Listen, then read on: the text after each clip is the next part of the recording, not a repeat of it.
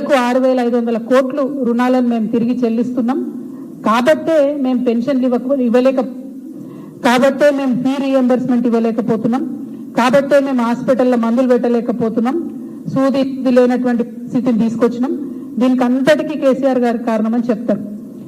మేము అది ఇదివరకు కూడా ప్రెస్ మీట్ పెట్టి కాగితాలు చూపించి మీరు 6,500 కోట్లు కాదు నెలకు 1,200 కోట్లు కూడా కడతలేరని చెప్పి ఎక్స్పోజ్ చేయడం జరిగింది.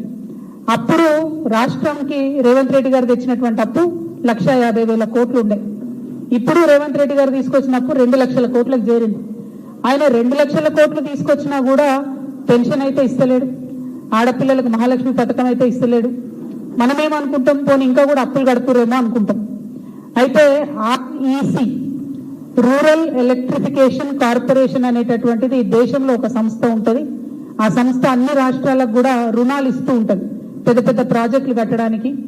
అది ఇరిగేషన్ ప్రాజెక్టులు కావచ్చు, ఇంకోటి కావచ్చు ఇస్తా ఉంటుంది.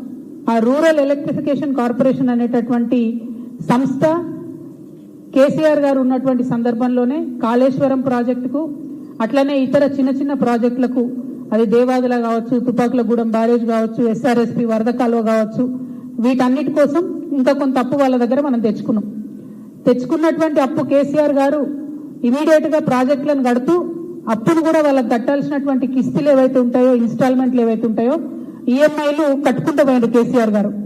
అందుకని ఆ సంస్థ కేసీఆర్ గారికి 2022లో మనకు ఏ గ్రేడ్ ఇచ్చింది.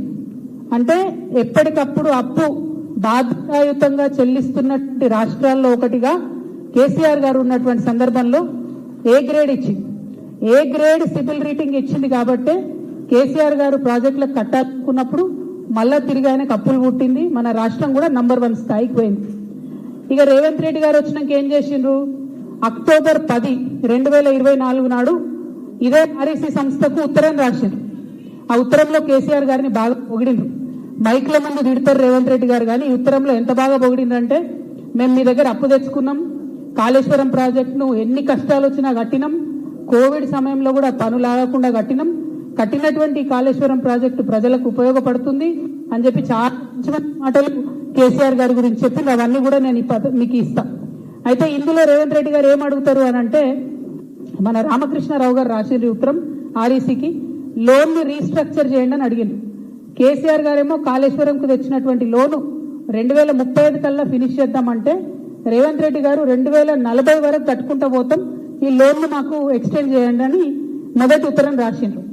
తర్వాత వాళ్ళు మళ్ళా రిప్లై రాసిండ్రు, మేము మీకు లోను పెంచలేము, మీకు 2035 లోపలనే మీరు ఫినిష్ చేసుకోవాలి, మీరు కట్టాల్సినటువంటి కిస్తులని టైంకి కట్టాలి అని చెప్తూ రాస్తూ వాళ్ళు ఒక అలిగేషన్ చేస్తారు. ఏమనంటే, గత 3 నెలలుగా, అంటే ఇది 2024లో వచ్చినటువంటి ఉత్తరం, జరుగుతున్నటువంటి ప్రత్యుత్తరాల్లో వాళ్ళు ఏమంటారంటే, మీరు డెట్ సర్వీసింగ్ లో కన్సిస్టెంట్ డిఫాల్ట్ చేస్తున్నారు.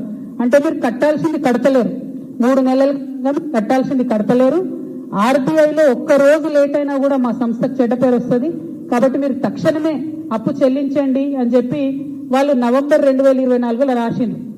రాస్తే కూడా రాష్ట్ర ప్రభుత్వం చీమగుట్టినట్టు కూడా లేకుండా కాళేశ్వరం ప్రాజెక్ట్ ని కంప్లీట్ గా ఒక నాన్ పెర్ఫార్మింగ్ అసెట్ గా మార్చాలని చెప్పి వాళ్ళు విస్మరించిండ్రు. ఉత్తర ప్రత్యుత్తరాలు జరుగుతూనే ఉన్నాయి మొత్తం సంవత్సర కాలంగా. ఇవాళ మొన్న 20 రోజుల కింద జూన్ 6 నాడు ఆ సంస్థ మళ్ళా ఉత్తరం రాసింది రాష్ట్ర ప్రభుత్వానికి. ఏమనంటే, 28 జూన్ అంటే ఎల్లుండి 28 జూన్ లోపల మీరు కట్టాల్సినటువంటి 1321 కోట్లు కడతారా, లేకపోతే డిఫాల్ట్ అని చెప్పి మీరు ఎన్పిఏ అని చెప్పి మేము రాయాలన్నా. అట్లా రాస్తే క్లియర్ గా చెప్తారు, మీ రాష్ట్రానికి ఇబ్బంది, మా సంస్థకు కూడా ఇబ్బంది, ఇద్దరి రేటింగ్స్ పడిపోతాయి, దయచేసి వెంటనే కట్టండి అని చెప్పింది.